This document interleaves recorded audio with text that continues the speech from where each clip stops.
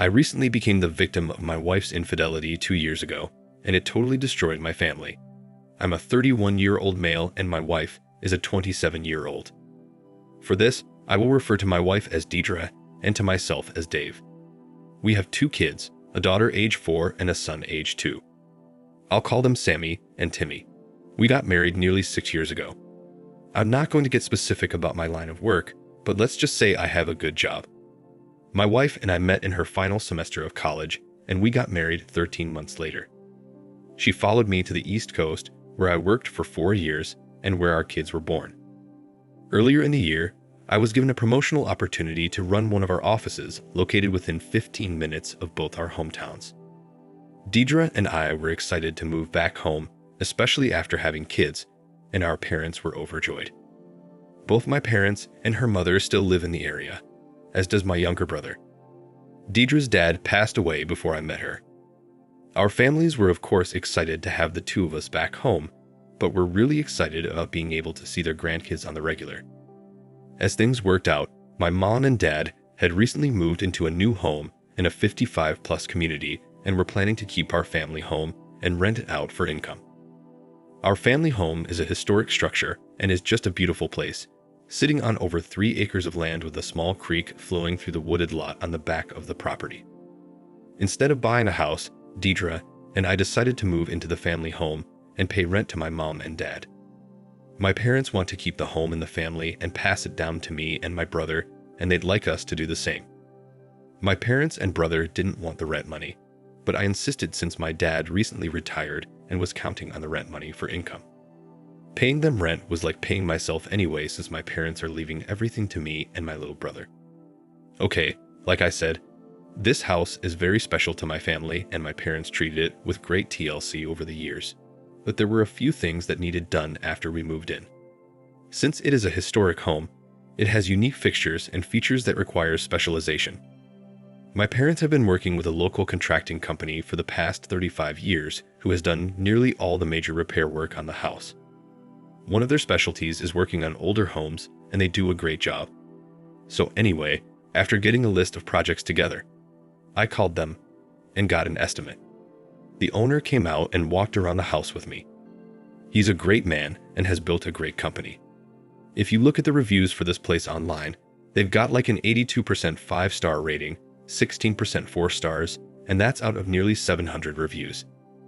Most companies like this have review scores that average in the 3 range if they're lucky, so that tells you something about this outfit. A couple weeks after getting the estimate, the company started the repairs. They moved quickly and always had the project area cleaned up at the end of the day. My wife and I were very pleased with their work and professionalism. The work was primarily done by 3 of their craftsmen, but one guy in particular completed most of the projects on our home. Let's call him Brock for this posting. Brock was a very personable and polite guy that was about my age. My daughter referred to Brock as the window man as she saw him through our second-story windows while he was working out on a ladder. All repairs were completed on time, and we were now settled in at the house. My wife and kids loved the place, and I loved my new job. Everything was going well until I had an innocent conversation with my daughter. My wife had gone shopping with her mom and my mom, and I was watching the kids. We were playing out back, and my daughter was running all over the place, and when she got tired, she jumped up on my lap. We were just talking generally, and then out of the blue she looked at me and said, "I saw Mommy napping with the window man." Now, before we go any further, let me state my daughter is a highly gifted child. I know all parents feel that way about their kids, but with her it's true. She is highly gifted. Everyone who meets her immediately recognizes it. Her doctors recognized it, and we had her tested before we moved, and she scored one of the highest scores the clinic had ever seen for a 4-year-old. So I knew what she was telling me was very likely factual, although there was a possibility this could have been something she made up, as she does have a remarkable imagination. I was shocked and asked her to repeat it, and she told me the same thing she just said. I asked her to tell me what happened and how she saw them. She said my wife put Timmy and her down for their afternoon nap. Sammy said Timmy dropped his binky behind his bed and was crying for her to get it, but she couldn't reach it, so she went looking for her mom. I asked her if she called Mommy, and she said no. She said she walked over to our bedroom door and opened it and then called Mommy. I asked her what she saw, and she said Mommy jumped up out of bed with a blanket wrapped around her and ran over and kissed her and then took her by the hand to get the binky and to tuck them back in. I said, "Where did you see the window man?" She said he was lying on Daddy's side of the bed. Hearing this hurt so bad, but I didn't want to show emotion, so I said, "He was?" She said yes. I then asked her what happened next. She said Mommy left their bedroom, and I heard her talking with the window man, and they went outside. I asked her what she did next. Sammy said she got up and looked out the window and saw him driving his truck down the driveway. I gave her a big kiss and thanked her for telling me. She then said something that really broke me. She said Mommy told her to shh, let's keep this our secret, okay? I asked her what she said back to Mommy, and she said, I told Mommy okay. Again, my little girl was smart, and somehow she sensed what she saw wasn't right. Again, I didn't want her to be upset, so I made light of the situation and said, "Thank you so much for telling me. I'm so proud of you. Now this can be our secret, okay?" She said, "Okay, I won't tell Mommy I told you." Then she said, "Daddy, don't tell Mommy I told you." And I told her, "There's no way, this is our secret." I then tickled her to break the mood, and we started laughing and talking about something else. I could tell this secret my wife asked her to keep was really upsetting my daughter, and after telling me, I think she felt relieved. My wife came home with our moms in tow, and she summoned me to come inside with her while our moms went out on the back porch to watch Sammy and Timmy. When I got outside, my wife showed me a gift she bought for Sammy. It was a gift Sammy picked out for her birthday, which is not until October. I asked why she bought it now, and she said she wanted to give it to her now. This was surprising as Sammy wasn't asking about this gift and was not expecting it until her birthday. Also, my wife and I have a clear understanding with Sammy of when she will get large gifts. She knows it's only on her birthday and Christmas, and she accepts this, and like I said, she has never mentioned the gift again, since she chose it a couple months ago. My wife justified the purchase saying, "She's such a great kid and has been so good lately, I wanted to reward her." I hope you're not mad. I told her I wasn't mad, but I immediately sensed this was a bribe of sorts for Sammy to keep my wife's secret. When my wife gave Sammy the gift, Sammy was concerned and said, "I wasn't supposed to get this until my birthday. What am I going to get then?" Deidre told Sammy, "You've been such a good girl, Mommy and Daddy want to give you this now." Sammy surprisingly said, "No, I want to keep it until my birthday. I don't want it now." My wife kept coaxing her to open it, but Sammy didn't want to and looked at me for backing. I spoke up and told Sammy, "Let's take this upstairs and put it in your closet." My wife was stunned by Sammy's reaction, but it didn't surprise me. Like I said, she's very smart, and she didn't want that gift until her birthday. We took the gift upstairs to her closet, and she seemed relieved to not have to open it. When Sammy and I came back downstairs, my dad and brother had arrived, so we spent the rest of the day eating and enjoying family time. I was going through the motions and having fun with my family, but my mind was preoccupied with what Sammy told me. Later that night, I was going to confront my wife, but decided not to, since if what Sammy said was true, my wife would likely deny it. Instead, I told my wife I needed to wake up early Sunday morning to do some work for my company using our home computer. She was fine with this and asked if I wanted her to get up with me to keep me company, and I told her no. When I woke up, I did a complete check on our home computer and there was nothing. Then I went on her phone and entered her password, and again nothing. I thought to myself, did Sammy make this whole thing up? She could have, but her details were too descriptive not to be true. The rest of the day we spent over at my parents' visiting with my aunt and uncle who had flown in from out of town. I hadn't seen them in over 2 years, so it was good to visit with them, and to introduce them to Timmy, who they had not yet met. We had a great day, and everything appeared to be normal with Deidre. She was her ever-loving self and showed no signs of anything. I returned to work on Monday, but the thought of what Sammy told me was still on my mind. So several times during the day, I drove over past my home to alleviate my suspicion. I did the same thing on Tuesday and then again on Wednesday. There was nothing, but I just had a strong feeling Sammy was right. I thought of hiring a private investigator, but instead I decided to buy a camera system at Best Buy. I installed the camera system when Deidre and Sammy were out attending an evening event at our local nature center, and I was home watching Timmy. I placed a camera outside near the garage looking down the driveway, a second camera in the living room, and the third camera in our master bedroom.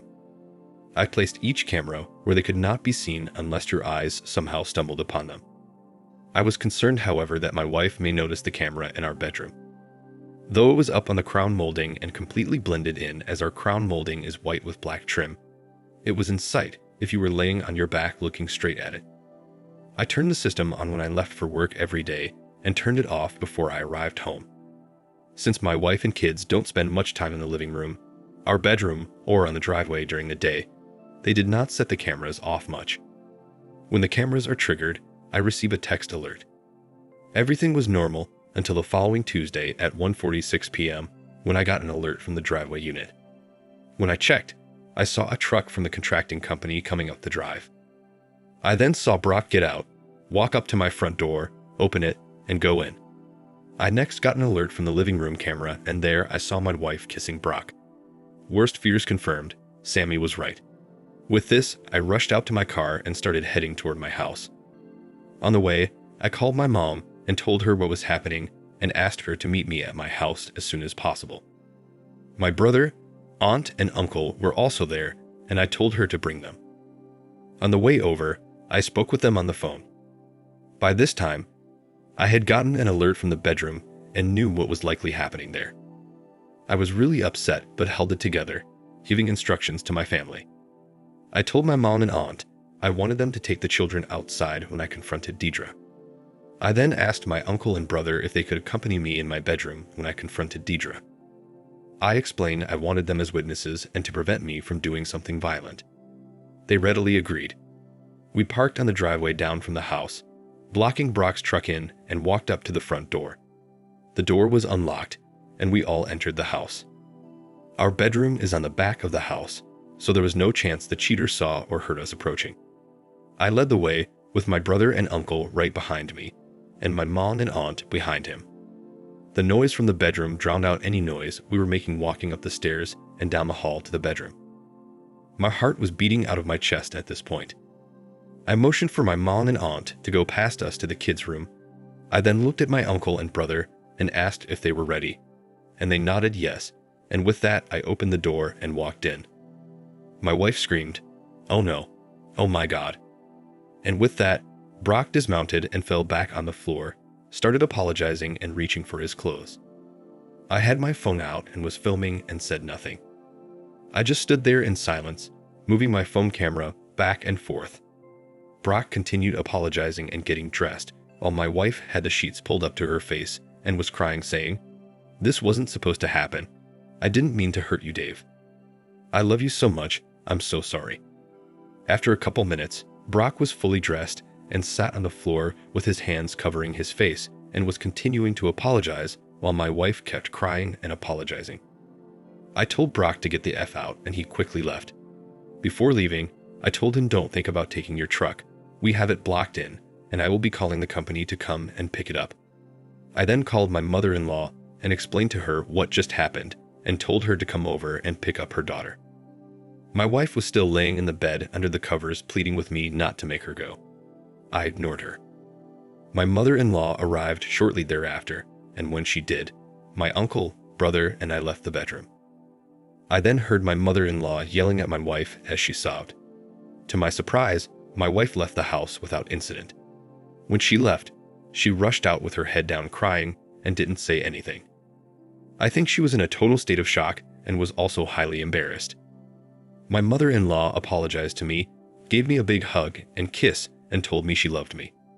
After they left, I went out back to see my kids and then called the contracting company.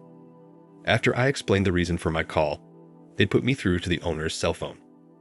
He apologized profusely and said he would see to it that his company did everything they could to make this up to me. I thanked him and ended the call.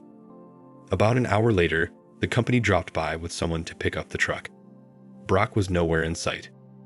The following Monday, I took the day off and met with a lawyer to start divorce proceedings. I also secured an attorney from the same firm to handle the situation with the contracting company. While I respect the owner and the company he's built, I want to receive some level of compensation for the damage their employee inflicted on me and my family. From that day, I didn't speak a word to my wife. She's called and texted me nonstop, apologizing, begging forgiveness, and asking me for a second chance, but that's not happening. Against the advice of my attorney, I've moved all my wife's stuff out and had my brother and a friend of his take it to her mother's house. The way I got things working was that my wife and her mom come to my house at 6:30 a.m. Her mom comes in and my wife waits in the car until I leave for the office, then she goes in. I work until 5 o'clock and then head out to grab dinner at a restaurant, and then come home at 6:30 p.m. My wife and her mother have dinner with the kids before I arrive back home. When I'm about 5 minutes out from the house, I call my mother-in-law to advise her. My wife then goes out to the car while her mom stays in the house with the kids. When I arrive, I ignore my wife sitting in the car and go straight in the house. I usually talk to my mother-in-law for a few minutes to recap the day before she leaves. I then spend the next 12 hours with my kids and repeat this cycle 7 days a week. I know this may seem extreme to some, but I wanted nothing to do with my wife. If I could, I would have banned her from ever seeing my kids again, but I know that wasn't happening. I had extreme anger for what she did to me. The fact she had a strange man in my bed while my kids were in the next room, then instructed my daughter to lie for her, that is beyond forgiveness to me.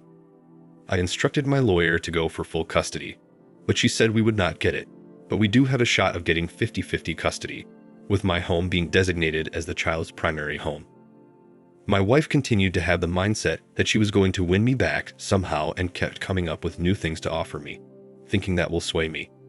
She came up with the idea that I could have a one-sided open relationship with as many partners as I wanted, but she would still remain faithful and would sign a post-nup agreement with those stipulations.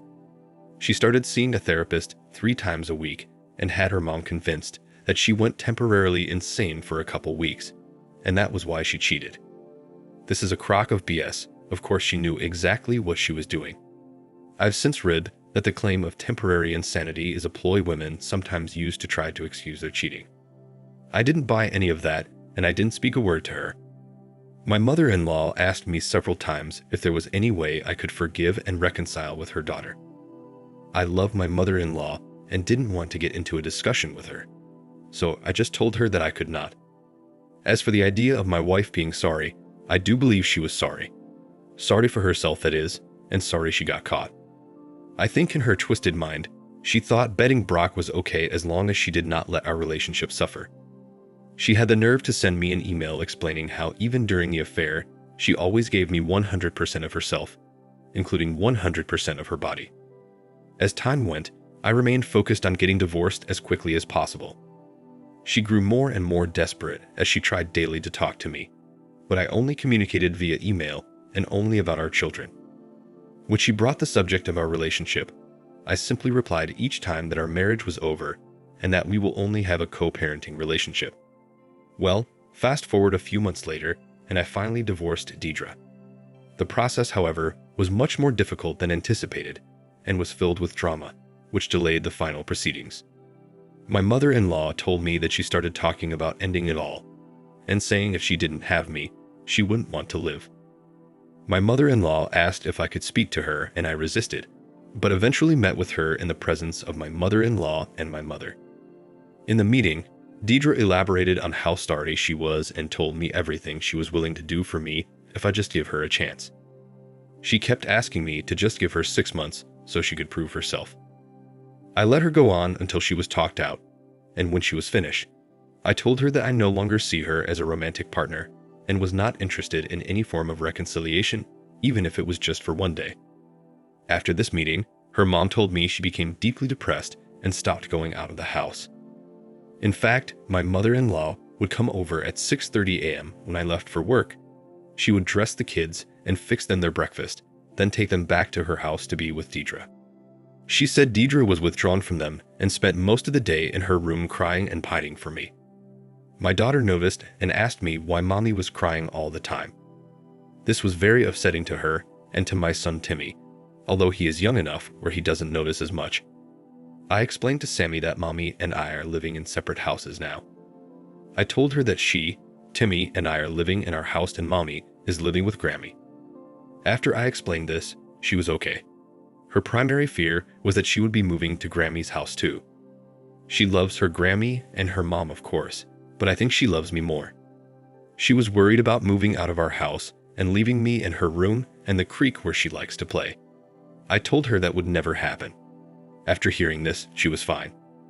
The drama with Deidre didn't stop there though. As the date for our final divorce hearing grew closer, Deidre became more desperate and was calling and texting me multiple times per day while I was working, reiterating all the things she will do for me and how I would be the happiest man in the world if I'd stay with her, and she'd promised me that.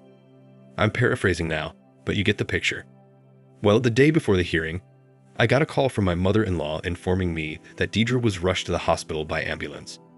They thought she was having a heart attack. She was admitted and tests were run. In the end, it was determined that she was suffering from severe dehydration. Her mom told me she hadn't eaten anything for the past 3 days, but said she was drinking water. Apparently, she wasn't and got severely dehydrated. I think she did this purposely to delay the final divorce hearing. Well, her shenanigans worked as the hearing was delayed until after the first month of the year, then was delayed again due to weather. Finally, in early March, the hearing took place and I was granted a divorce. Overall, I think I made up pretty well, all things considered. We are in an at-fault state, and I have video proof of Deidre's cheating. The videos were not necessary, though, as Deidre and her attorney gave a full written confession to the judge. In terms of the division of assets, I ended up keeping nearly 63% as the judge allowed me to retain everything I brought into the marriage. Even so, Deidre ended up getting $71,000 from me as well as child support, but no alimony. Like I said, I made out pretty well, but the idea of paying child support to her just burns me. We split custody 50-50 with my home being the primary home. I'm paying my 50% and also paying her 50%. How is this fair? Shouldn't she have to contribute? The court system seems to be totally rigged against fathers. So that's where we are today. We still have the same 6:30 a.m. to 6:30 p.m. arrangement 7 days a week, and it's working well, especially for my kids as they get to see both parents every day. I'm back on speaking terms with my ex, but only about our children. If she asks me how I'm doing, I just redirect her and say let's keep it to the kids. Now to answer a question I've gotten from many respondents here. Have I told anyone else about the conversation I had with Sammy where she told me mommy was napping with a window man? The answer is no, and I don't plan to. At least not any time in the foreseeable future. I promised Sammy that was our secret and that it will remain. As for Sammy, I may end up telling her in 20 or 30 years, but for now, I hope she has completely forgotten whatever she saw. She has never mentioned it to me again and seems as active and happy as ever, so I don't plan on discussing it with her again. That's the end of my story. Not a happy ending, but just about as good as you can get considering the circumstances. Dave. Thank you for watching. Like, comment, and subscribe if you enjoyed the video. Until next time, I'll see you again. Take care.